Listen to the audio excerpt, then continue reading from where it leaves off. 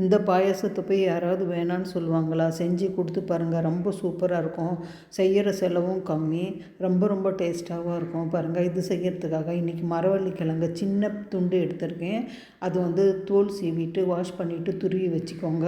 ஒரு சின்ன பீஸ் தேங்காய் மிக்சியில் கொரப்பாக அரைச்சி வச்சுருக்கேன். வெல்லம், இதுக்கு தேவையான அளவு வெல்லம். இவ்வளோ தான் இதுக்கு தேவையான பொருள். வாங்க செய்கிறத பார்க்கலாம். இது செய்கிறதுக்கு ஒரு 10 நிமிஷம் போதும். அடுப்பு பற்ற வச்சுட்டு பாத்திரம் வச்சுக்கோங்க. பாருங்கள், இந்த டம்ளரில் 2 டம்ளர் அளவுக்கு நான் தண்ணி போட்டிருக்கேன். திக்காக இருந்துச்சுன்னா இன்னும் கொஞ்சம் தண்ணி ஆட் பண்ணிக்கோங்க. தண்ணி சூடாகும் போது நம்ம துருவி வச்சுருக்கிற மரவள்ளி கிழங்கை நம்ம இந்த தண்ணியில் டைரெக்டாக போட்டுக்கலாம். போட்டு நல்லா கலந்து விட்டுக்கோங்க. இந்த தண்ணி நல்லா கொதிக்கட்டும். கொதித்து இந்த மரவள்ளி கிழங்கு நல்லா வேகணும். இது நம்ம துருவி வச்சுருக்கிறதால கொஞ்ச நேரத்துலேயே இந்த கிழங்கு வெந்துடும்.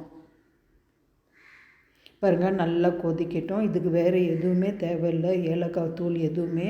இந்த மரவள்ளி கிழங்கோட இந்த வாசனையே சூப்பராக இருக்கும் இந்த பாயாசம். பாருங்கள், தண்ணி கொஞ்சமாக நான் ஆட் பண்ணிக்கிட்டேன். இது நல்லா கொதித்து வரும்போது இன்னும் கொஞ்சம் திக்காக வரும். நீங்கள் வேணும்னா உங்களுக்கு எவ்வளோ திக்காக வேணுமோ அந்தளவுக்கு தண்ணி ஆட் பண்ணிக்கோங்க.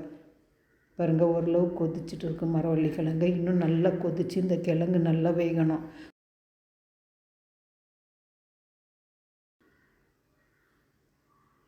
பாருங்கள், நல்லாவே கொதிக்குது. இந்த ஸ்டேஜில் வந்து நம்ம தேவையான அளவு வெல்லம் போட்டுக்கலாம். இதுக்கு வெல்லம் தான் சூப்பரான டேஸ்ட் கொடுக்கும். நீங்கள் சுகர் போடலாம், ஆனால் சுகரை விட வெல்லம் தான் ரொம்ப டேஸ்ட்டாக இருக்கும். பாருங்கள், இந்த வெல்லம் வந்து நான் உடச்சி போட்டிருக்கேன். இது கரையிற வரைக்கும் நல்லா கலந்து விடுங்க. உங்கள்கிட்ட தூசி வெல்லமாக இருந்தால் கொஞ்சமாக பாகு காய்ச்சி வடித்து ஆட் பண்ணிக்கோங்க. பாருங்கள், நல்லா கலந்து விடுங்க. இப்போ வந்து கிழங்கு எல்லாமே நல்லாவே வெந்துடுச்சு. இப்போ வந்து நம்ம அரைச்சி வச்சுருக்கோம் இல்லையா தேங்காய், அதுக்கு பதிலாக நீங்கள் துருவி கூட போட்டுக்கலாம். அதை நான் போட்டுக்கிறேன். அதில் மிக்சியில் கொஞ்சமாக தண்ணி போட்டு அதையும் போட்டேன். பாருங்கள், ரொம்ப டேஸ்ட்டு கொடுக்கணுன்னா ஒரே ஒரு ஸ்பூன் நெய், இது ஆப்ஷனல் தான். உங்களுக்கு வேணும்னா ஆட் பண்ணிக்கோங்க, வேணான்னா ஸ்கிப் பண்ணிக்கோங்க. அவ்வளோதான். பாருங்கள், நல்லா கொதித்து திக்காயிடுச்சு. நம்ம குடிக்கிற அளவுக்கு வந்துடுச்சு இந்த கிழங்கு பாயாசம்.